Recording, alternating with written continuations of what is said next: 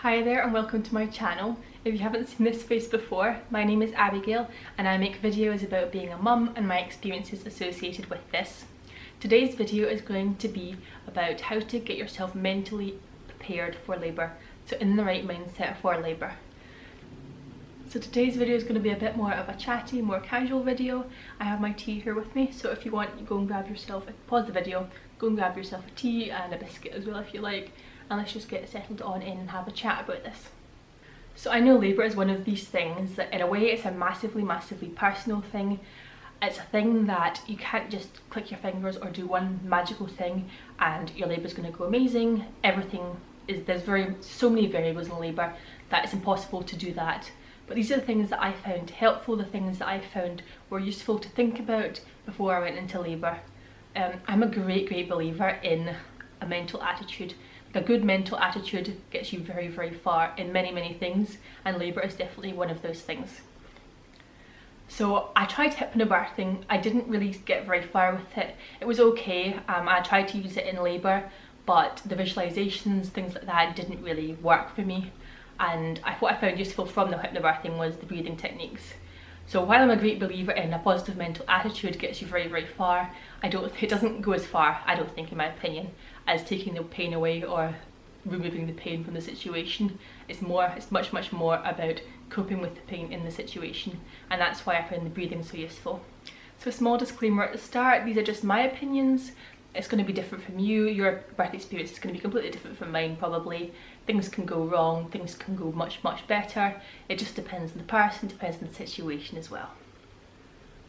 So yes, that's the kind of first thing that I would say, is that labour is such a physical thing because it's so physically demanding, and I felt like I'd climbed a mountain. Like it was that kind of feeling after I gave birth, that I was like, I climbed a mountain, and it was a feeling of such relief when I stopped giving birth. When I'd given birth, it was like an amazing feeling of absolute relief and absolute exhaustion, like you would get, I imagine, if you climbed a mountain.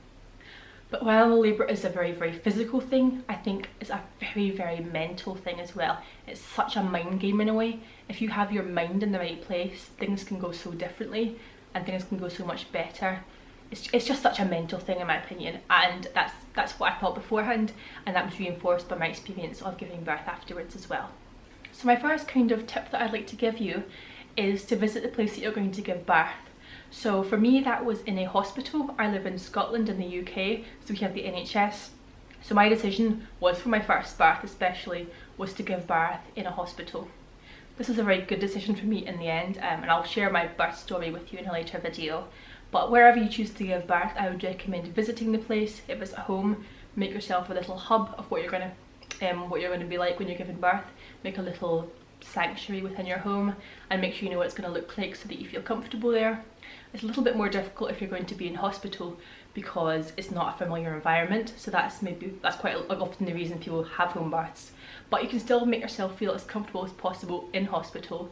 So what I did was I went there just a few times. On the NHS you're offered classes and you physically go to the hospital, to the ward you're going to give birth on, and you do those classes there. I got to see in the birthing pool room because I wanted to use the birthing pool. I got to make myself a bit more aware of my surroundings. Would I have a room to myself? I got to see the rooms that I could give birth in. Just make yourself as aware and like as physically comfortable in the space as possible. And going along with that, I also say drive there a few times as well. Whoever your birth partner is going to be and who's going to drive you to the hospital, make sure they've driven there before, because if they haven't, that's going to be a bit of an issue at the time and you'll just be screaming going hurry up, and they'll be like, I'm lost, and that will be a nightmare. So just make sure they know where they're going as well. My next tip would be distance yourself from negativity, whether this be people that you know, people online, anything. Just distance yourself from the negativity. I didn't do this. I watched a lot of like horrendous birth stories online, and people would come up to me all the time and tell me this is how awful my birth was, and I would be like so intrigued because I'd want to know and be prepared. But at the same time, that's the opposite of putting yourself in a positive mindset. That's putting yourself in a thought of this is all the stuff that could go wrong. And while it's realistic, it's not helpful for you to go have that mindset before you give birth. It's much more helpful to instead go onto YouTube and watch positive birth stories. So positive birth stories are really helpful. I'm going to upload mine in a while, but just for now, basically what I found was I watched positive birth stories. It made me feel so much better, and actually what I found as well as after watching those awful birth stories, was that labour wasn't as bad as these people said. Everyone obviously has different pain thresholds. I have pretty low pain threshold, to be fair, and I didn't think labour was as bad as people were saying. Like, my sister-in-laws were saying, oh, it's worse than being hit by a bus.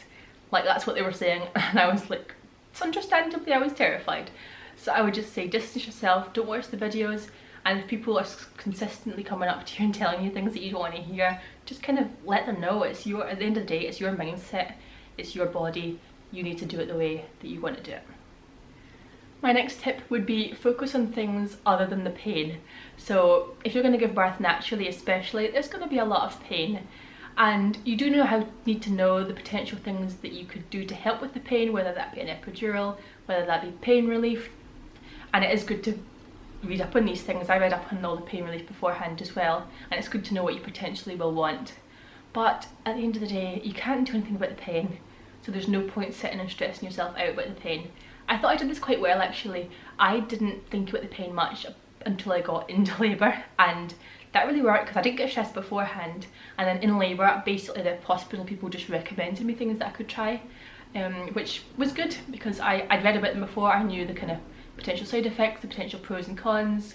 I didn't actually have an epidural in the end just because I thought it wasn't for me basically. The pros didn't outweigh the cons in my opinion, but because I'd read about that before, that's why I knew it. So definitely educate yourself on these things beforehand, but then just forget about it because there's nothing you can do about the pain beforehand, and it'll just stress you out so much. So the next thing that I would say is make a birth plan, but be prepared for things to change. So yeah, sit down and make a good birth plan, potential painkiller you want to use, potential things that you want to do, so like birthing pool, whether you want to go on the, what are the bouncy ball things called?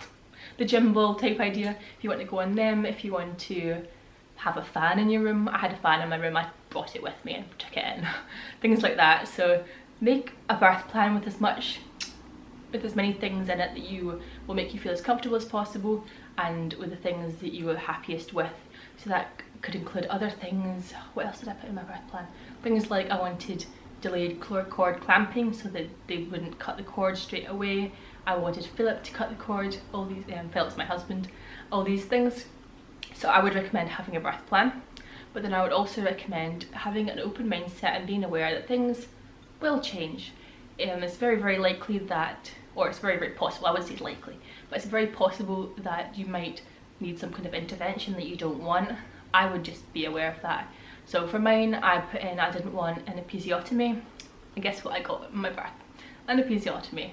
But then at the time it was different. In my head, an episiotomy was an amazing thing because I couldn't get, for some reason I couldn't get the little baby's head out, so I needed a little bit of help. And at the time I thought, this is amazing, because the baby came out pretty fast after that because they just give you a wee snip, and it was well worth it for a bit of pain afterwards.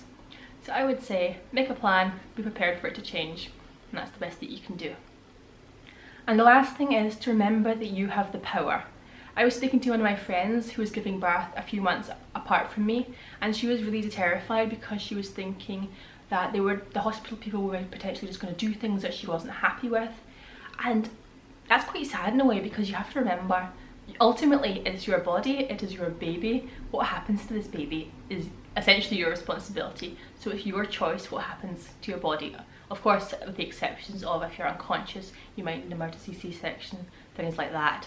But essentially, for most normal births, you have the power. So you have the power to say yes to the episiotomy. I could have said no to that episiotomy and continued pushing until the baby came out naturally.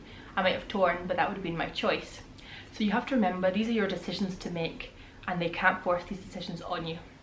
So a good way to make sure that you stay focused is to make sure your birth partner knows your birth plan and knows what your intentions are, and makes them heard if you are unable to. If you're in too much pain to clearly say what you want to say, you want your birth partner, whether that be your husband or your mum or your friend, you want them to know what it is you want and to be able to express that on your behalf if needed.